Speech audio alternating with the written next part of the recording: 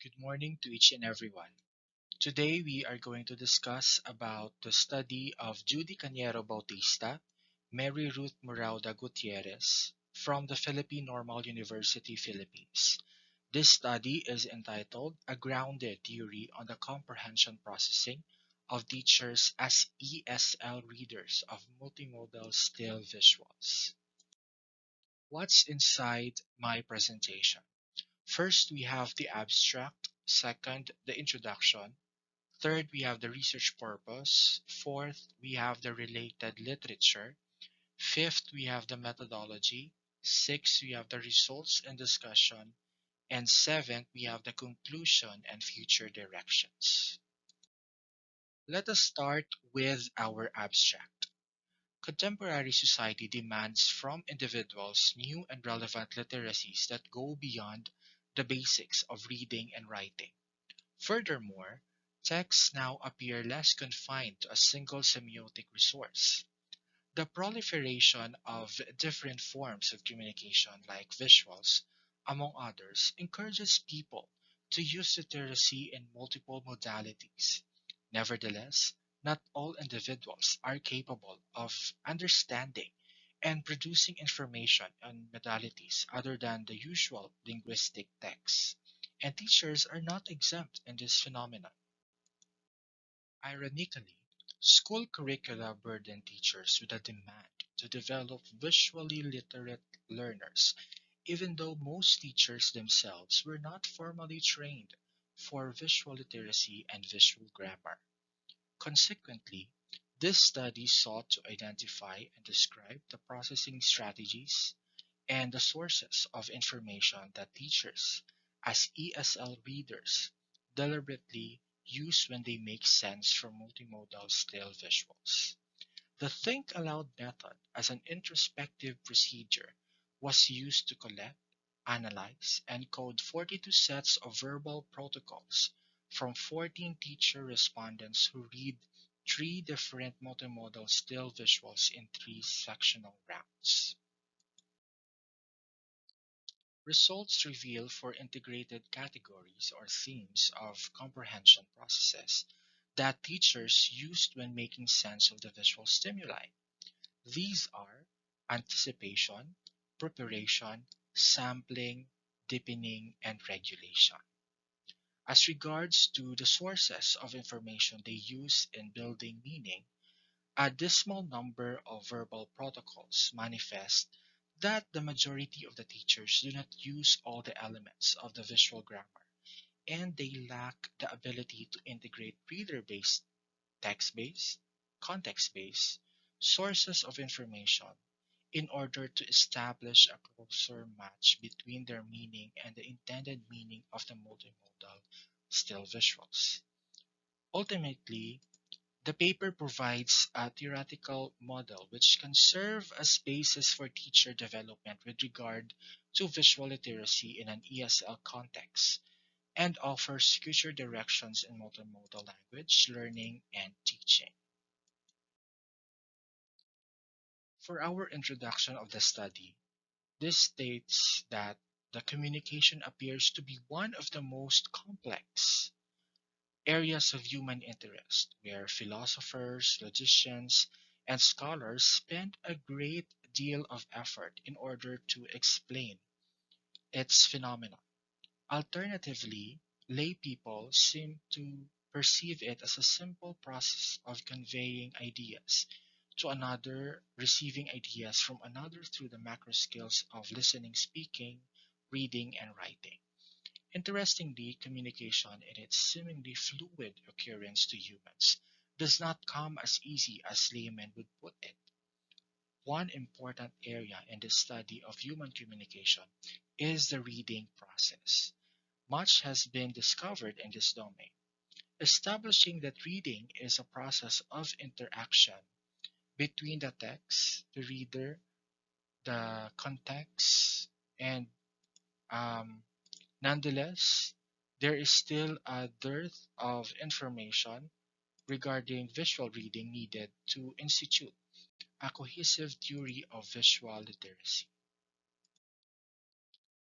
Conceivably, at this point, it is important to see literacy in its broadest sense and consequently observe visual literacy as one of its rightful domains. Literacy traditionally referred to as the ability to read and write, and it has long been one of the supreme and paramount goals of schooling or education. Nevertheless, the dynamic changes brought about by technological development, the increasing perspective about individual differences, the proliferation of ideological divides, the abundance of alternative modalities in communication. And according to Hirsch, 1988, he recognizes and implicitly suggests that what has been an acceptable view of literacy in the 1950s is no longer acceptable in in the late 1980s or even today. This is in all probability due to society's expanding view of what it is to be literate. Furthermore, according to him, he implied that if changes remained constant about the views of literacy after 1980s, it is not surprising to understand that the current view of literacy has expanded even more, accommodating different kinds of literacy, such as academic literacy, um, what else? Cultural literacy, document literacy, computer literacy, scientific literacy. We also have media literacy, functional literacy, visual literacy, and many more.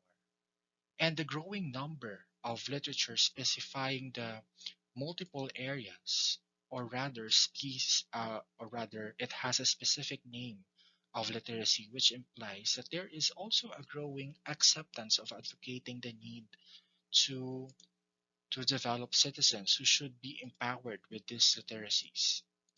And not surprisingly, um, an author named Vinitsky, 1980, made an attempt to rationalize why there is a need to specify the definition of literacy based on its local use and context.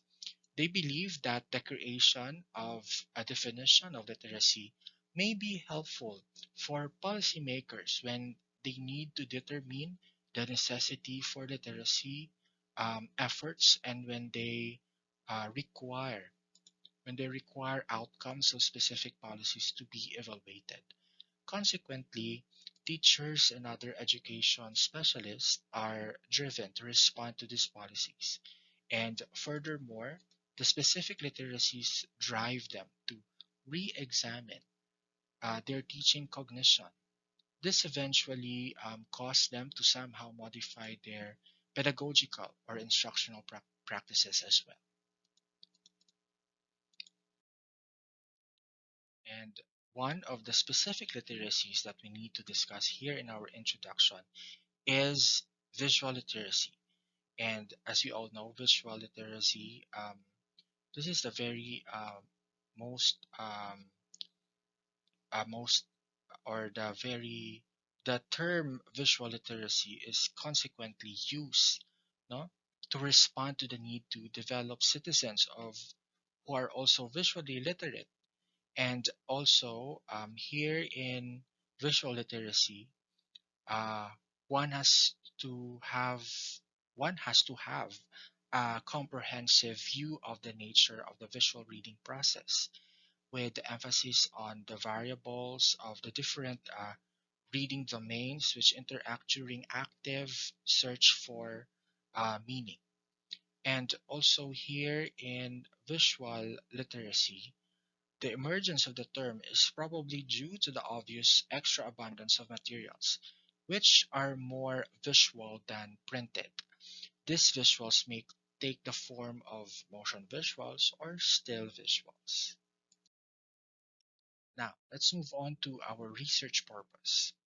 The evidences cited earlier show what is currently known about the reading processes and its domains, that reading is an interactive process of meaning making between the text, or what we call as a semiotic sign, the reader, who possess cognitive and social experiences, and the context, which is the relevant situation where connections between the reader and the text are linked. However, these studies show limitation. We have the first limitation, linguistic text and rarely on visual text, specifically on multimodal still visuals, which contain linguistics, digital, and non-linguistic analog entries. Second, limitations on mother tongue or first language reading and rarely on second language reading of multimodal still visuals. And finally, limitations on the use of respondents comprising learners at the primary education to learners at the tertiary level and rarely on in-service teachers. Consequently, this research sought to identify and describe the comprehension processing strategies of 14 elementary teachers as ESL readers of multimodal still visuals. Specifically, it attempted to attain the following objectives. Number one, describe the comprehension processes the respondents use while reading. Number two, identify the sources of information they use to construct meaning of the visual stimuli. And third, number three, describe how these sources influence how they make sense of visual stimuli. Ultimately, the result of the study are expected to inform the developmental um, being or the development of teachers' content knowledge and pedagogical content knowledge with regard to visual literacy development. Now let's move on to the related literature. And the very first issue of the related literature is the issues on language and images. While visuals may be treated as language, it is also interesting to note that there seems to be an opposition to this belief. Mansell puts forward the major differences between language and linguistic text and language and images. He contends that an image cannot be equivalent to language because an image cannot set the borders of its aspects so as to formally separate what seemingly constitutes a linguistic property of an image. He further advances that language is disjoint and digital while images are analog. Moreover, he claims that whatever seems to be part of the whole image, which may be separated as a disjoint member, cannot totally exist independent of the whole. Therefore, images cannot be broken down into parts. This problematic situation in semiotics possess an area of confusion. Take note, area of confusion in the systematic study of signs or representation of related to visual communication. Nevertheless, to reconcile these opposing views, it is credible to consider the paradigm used by Kress and van Leeuwen regarding to the premeditation or intentionality of the visual images. Second issue is on the visual literacy and visual thinking. According to Avner Gnu and Peterson 2011, they identified five major components or domains under the visual literacy theory they wish to establish. These components include visual perception, visual language, visual learning, visual thinking, and visual communication. Building on available literature and studies, they were able to institute a considerable amount of evidences to ascertain that visual language exists. Nevertheless, they implicitly manifest that there is a dearth of information or studies about the other four domains. In response to uh, this study attempts to contribute to the domain of visual thinking in the context of teachers as ESL readers of multimodal still visuals.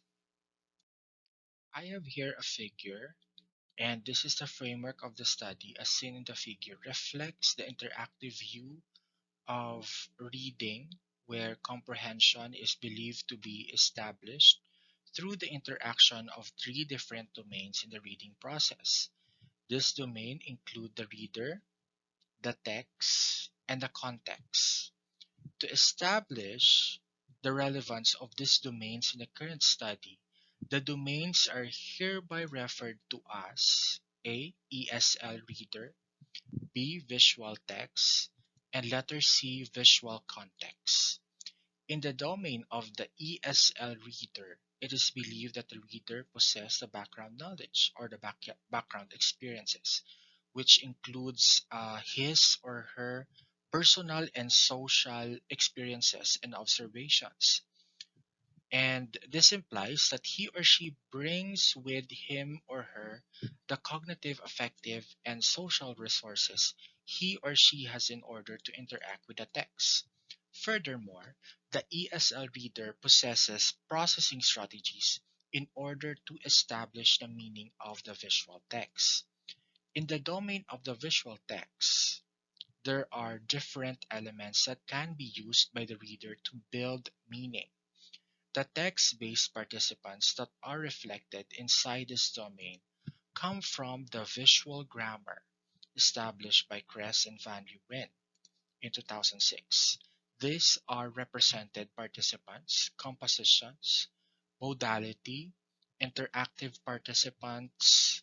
It can also be observed, however, that in the domain of the context, the element interactive participants also appears.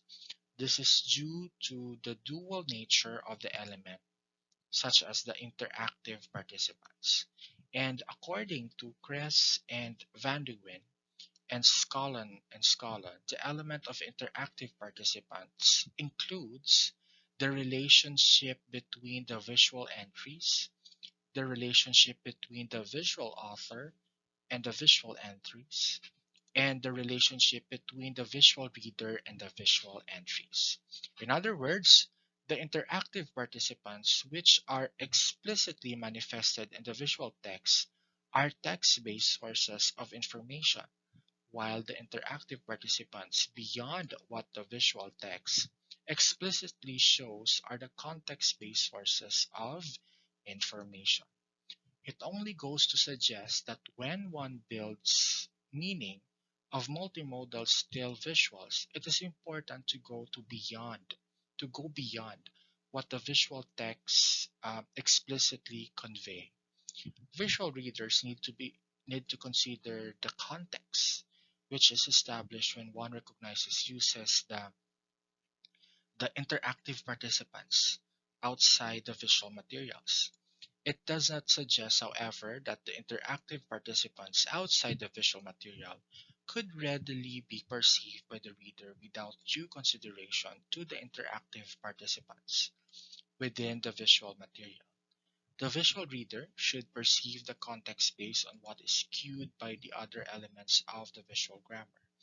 This suggests that the visual reader should simultaneously perceive and deliberately use through the processing strategies or he or she possess the visual text and the visual context in addition to his or her background experiences, and in order to establish the intended meaning of the multimodal still visuals.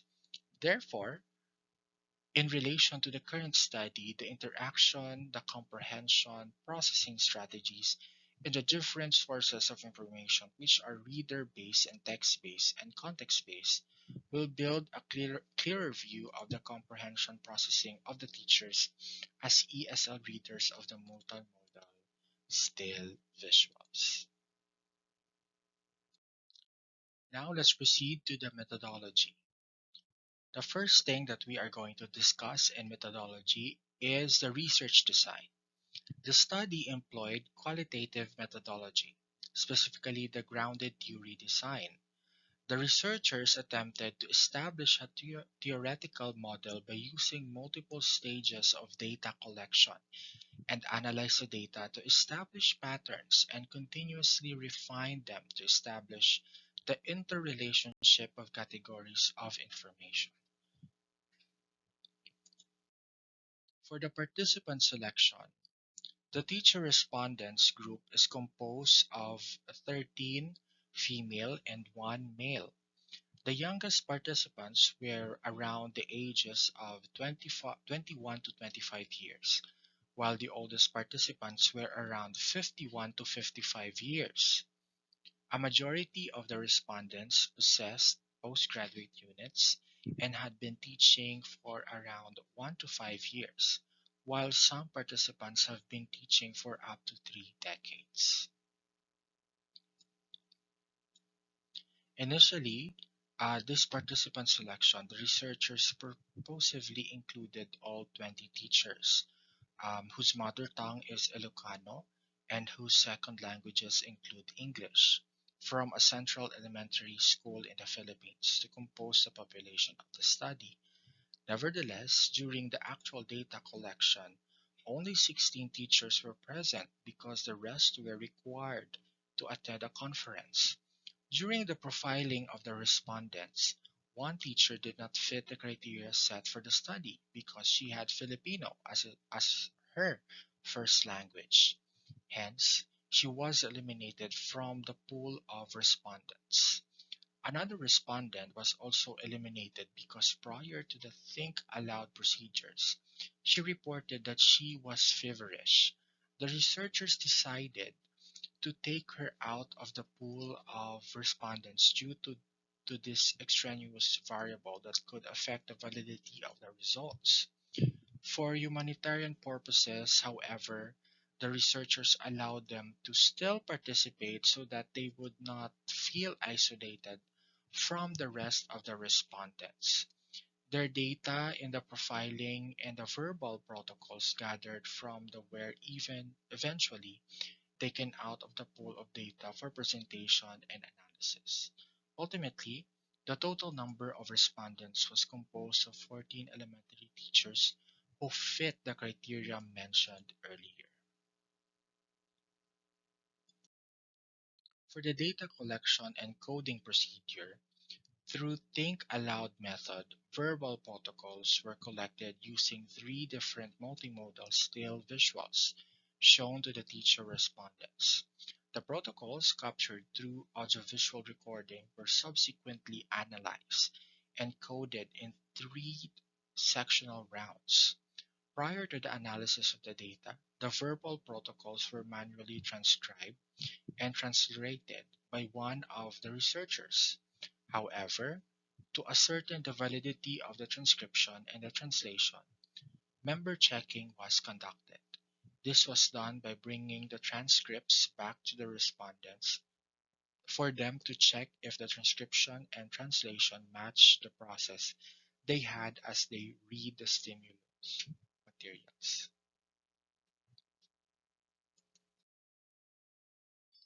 For the results and discussion, building on the numerous codes that emerged from the 42 different sets of verbal protocols gathered and analyzed from three rounds of data collection, there were 27 named categories of processing strategies, namely preparation, participant sampling, affective reaction, translanguaging, integration, information, dissection, inferencing, interpretation, inquiry, giving opinion, prediction, elaboration, schema activation, schema building, monitoring information, affirmation, evaluation, cognitive repair, intermission, summarizing, termination, determining importance, scanning, reconstruction, reflection, hypothesizing, and making conclusions.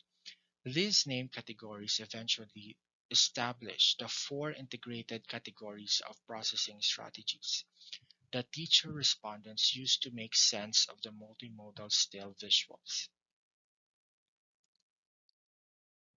And as you have seen here in the figure, these are this figure here visually summarizes the results with regard to the first objective of the study, which is to describe the comprehension processes the respondents use while reading. The processes include anticipation, sampling, deepening, and regulation. These processes are reflective of the processing strategies they use which are hereby categorized as anticipation, strategies, sampling strategies, deepening strategies, and regulatory strategies. Figure is figure 2 summarizes the theoretical model that reflects the comprehension processing of the elementary teachers as ESL readers of the multimodal still visuals. It is worthy to note that in this model, it appears that both successful and unsuccessful teacher respondents use all four comprehension processing strategies, which may be contrary to what is known in the literature about the the difference of strategy used by proficient and less proficient readers. And it may be safe to assume at this point that because they are educators who most possess relatively long experiences in teaching and have postgraduate units in education, most likely they have already developed a repertoire of mature and deliberate comprehension strategies because of the nature of their profession, which is to model excellent learning habits. And for our conclusions and future directions, comparable with the processes of reading linguistic text, the comprehension processing of multimodal still visuals manifest that reading or comprehension is affirmatively an active process of constructing or building meaning. It is evidently seen in the study that the elementary teachers as ESL readers of multimodal still visuals actively go through the process of anticipation, sampling, deepening, and regulation, using deliberately strategies in order to make sense of the visual stimuli. Furthermore, the study forwards the successful ESL reading of multimodal still visuals rely on the interaction of both text and reader-based information. The text-based information should essentially include the digital analog represented participants, composition, and modality. The successful signification of these three text-based information are greatly driven by relevant personal, cognitive, affective, and social experiences. The match of meaning between the visual's author and the visual's reader rely heavily on the latter's recognition and use of the interactive participants, which serve as the context of the visual reading process. In light of this conclusion, it is recommended that teachers should be deliberately trained with regard to reading and teaching multimodal still visuals. This implies that teachers need to have exposure to systematic pre-service and in-service preparation with regard to using the four general processes that readers undergo as they make sense of such visual stimuli. Additionally, explicit training as regards to the different sources of information that visual readers can use to comprehend the visual material, such as the relevant schema, represented participants, compositions, modality, and interactive participants, should be ascertained or included in the teacher education curricula. In other words, teacher education programs should allot at least one general course for visual literacy and one pedagogical or methods course for the teaching of visual literacy. And these are the references, rather, used by the researchers. Right? Thank you so much, everyone, for listening, and I do hope that you learned something from that study. And again, I am Sir Alizar Danila. Thank you so much, everyone, for listening.